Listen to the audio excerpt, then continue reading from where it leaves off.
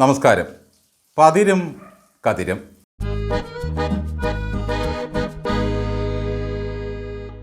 പിണറായി വിജയൻ വാടകയ്ക്ക് താമസിക്കുന്ന ബേക്കറി ജംഗ്ഷനിലെ മകളുടെ ആ വാടക വീട് എല്ലാ തരത്തിലും ഗൃഹദോഷങ്ങൾ ഉള്ളതാണ്.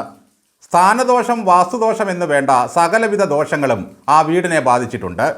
അവിടെ താമസിക്കുന്നവർക്ക് മാനസികമായ വിഷമങ്ങളും സാമ്പത്തിക തടസ്സങ്ങളും കൂടുതൽ ഉണ്ടാകാനാണ് സാധ്യത. ഒന്നുകിൽ പ്രശ്നപരിഹാരം നടത്തി വാസ്തുദോഷങ്ങൾ പരിഹരിക്കണം, അല്ലെങ്കിൽ നിങ്ങൾ എല്ലാവരും കൂടി എത്രയും പെട്ടെന്ന് കൻ്റോൺമെൻറ്റ് ഹൗസിലേക്ക് താമസം മാറ്റണം. ആ വീട്ടിൽ പൊറുതി തുടങ്ങിയ അന്ന് തുടങ്ങിയതാണ് പിണറായിക്കും കുടുംബത്തിനും കാലക്കേട്. ആ വീട് സന്ദർശനത്തിന് വി.ഡി. സതീശൻ വന്നു കയറിയതോടെ കാലക്കേട് ഉറച്ചു. താൻ മുഖ്യമന്ത്രിയായി സത്യപ്രതിജ്ഞ ചെയ്യുന്നത് കാണാൻ ക്ഷണിക്കാനായിട്ടാണ് ബേക്കറി ജംഗ്ഷനിലെ വീട്ടിൽ സതീശൻ ചെന്നത്. ദിവസം 2 കഴിഞ്ഞില്ല, അപ്പോഴേക്കും ആ ഇ.ഡി. സംഘം വളഞ്ഞു. അന്നുണ്ടായ പുകിലുകൾ വല്ലതും ചില്ലറയായിരുന്നു. വടിവാളിനും ബോംബിനും ഇടയിലൂടെ നടന്നപ്പോൾ പിണറായി വിജയൻ ഇത്രമാത്രം പേടിച്ചിട്ടില്ല.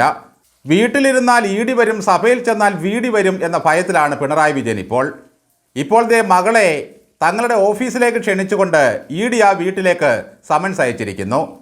ഇടവം 29-ന്, അതായത് ജൂൺ 12-ന് 11 മണിക്ക് ശുഭമുഹൂർത്തത്തിൽ ഇ.ഡിയുടെ കൊച്ചി ഓഫീസിൽ ഹാജരാകാനാണ് ഉത്തരവ്. മകളെ തന്നെ വിടാൻ ഭയക്കുന്ന അച്ഛൻ ഒപ്പം പോകുമോ എന്തോ, അതോ ഗോവിന്ദനെയും റിയാസിനെയും കൂട്ടിവിടുമോ? തുടരന്വേഷണത്തിനുള്ള സ്റ്റേ ഹൈക്കോടതി പിൻവലിച്ചതോടെ പോകാതിരിക്കാനും കഴിയില്ല. ഇനി വല്ല മാറാവ്യാധിയുമാണെന്ന് പറഞ്ഞ് കള്ള സർട്ടിഫിക്കറ്റ് ഉണ്ടാക്കി കൊണ്ടുപോയി കൊടുക്കാനേ കഴിയുകയുള്ളൂ.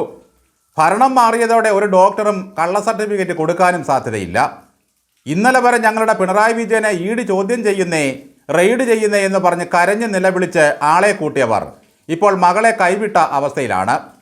വീണയ്ക്ക് നിയമപരമായി കൈകാര്യം ചെയ്യാൻ അറിയാമെന്നാണ് NN കൃഷ്ണദാസ് പറയുന്നത്.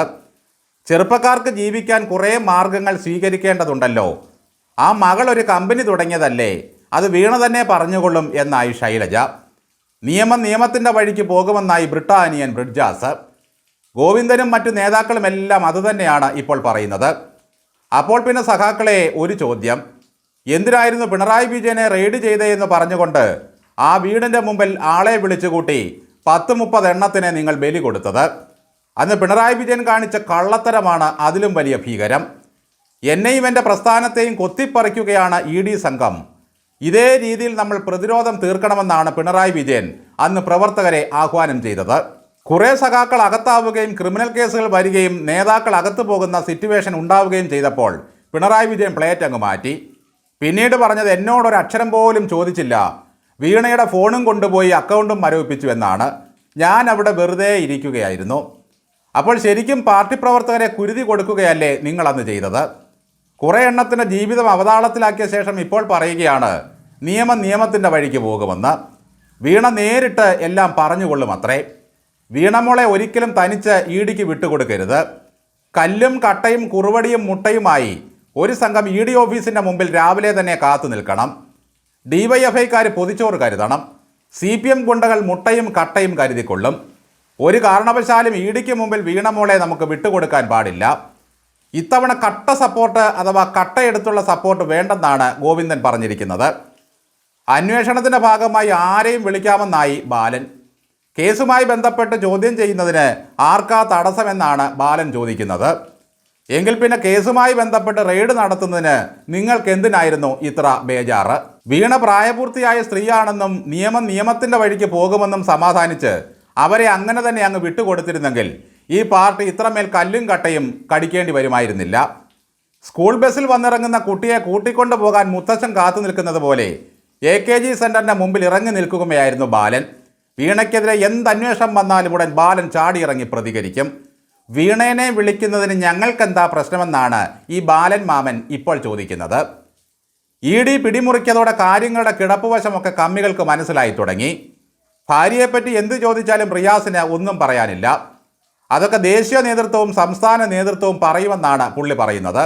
കഴിഞ്ഞ ഓണത്തിനും ഇതുപോലെ ഇ.ഡി. അന്വേഷണവുമായി ബന്ധപ്പെട്ട ചോദ്യം വന്നപ്പോൾ റിയാസ് എല്ലാവർക്കും ഓണാശംസകൾ നേർന്ന് പോവുകയായിരുന്നു. ഇത്തവണ ഭാര്യയെ ഊഞ്ഞാലിലിരുത്തി ആട്ടുന്ന ചിത്രം വല്ലതും പോസ്റ്റ് ചെയ്യുമോ ആവോ? അന്ന് പിന്നിൽ നിന്ന് മാറ്റാൻ ശിവൻകുട്ടിയും ഉണ്ടായിരുന്നു.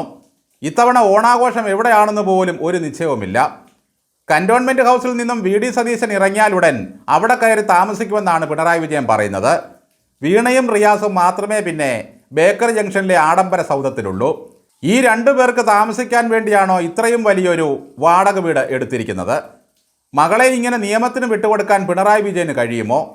ED സംഘത്തെ അന്ന് കമ്മ്യൂണിസ്റ്റ് ഗോത്രവർഗ്ഗക്കാർ എല്ലാം കൂടി വന്ന് കാലകേയ സൈന്യത്തെ പോലെ ആക്രമിച്ചില്ലായിരുന്നെങ്കിൽ എങ്ങനെയെങ്കിലും ഡൽഹിക്ക് പോയി നിർമ്മലാ സീതാരാമനെയോ മോദിജിയോ കണ്ട് യാചിക്കാമായിരുന്നു.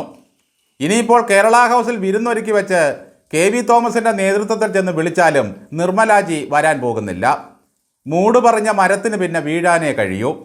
സമൻസ് അയച്ച് ചോദ്യം ചെയ്ത് കഴിഞ്ഞാൽ ഉടൻ തന്നെ അറസ്റ്റ് രേഖപ്പെടുത്തി ജയിലിൽ തട്ടുമോ എന്നുള്ള കാര്യത്തിൽ എന്താണ് ഉറപ്പ്?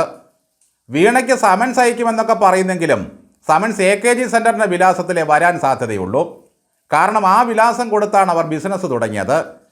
ചടയം ഗോവിന്ദനോ VS കോടിയേരി ബാലകൃഷ്ണനോ വല്ലതും ഇങ്ങനെ മക്കൾക്ക് ബിസിനസ് തുടങ്ങാൻ AKG സെൻറ്ററിൻ്റെ വിലാസം കൊടുത്ത ചരിത്രമുണ്ടോ? ഈ പാർട്ടിയും അതിൻ്റെ സംവിധാനങ്ങളുമെല്ലാം പിണറായി വിജയൻ്റെ സ്വന്തമാണെന്ന് കരുതാൻ ഇതിനപ്പുറം വല്ലതും വേണോ? എന്തായാലും ഒരു കാര്യം ഉറപ്പായി, ഇനി വീണയെ അറസ്റ്റ് ചെയ്താലും പിണറായി വിജയനെ പൊക്കിയെടുത്ത് കൊണ്ടുപോയാലും ഒരൊറ്റ പാർട്ടിക്കാരനും പ്രതിരോധിക്കാൻ വരുമെന്ന് തോന്നുന്നതേയില്ല.